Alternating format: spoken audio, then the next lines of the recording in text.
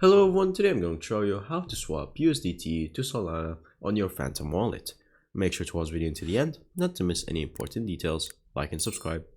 Now first of all, make sure that you are on the tokens page in the first homepage and you have your USDT ready and owned by yourself.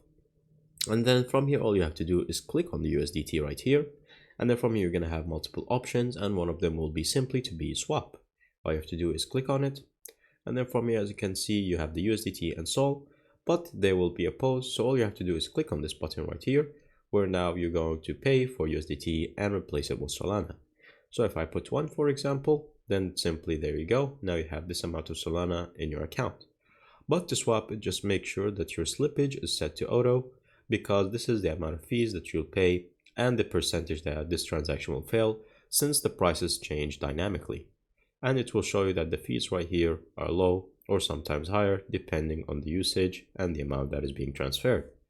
But that's pretty much it. After you do that, all you have to do is click on swap now and that will swap it to Solana.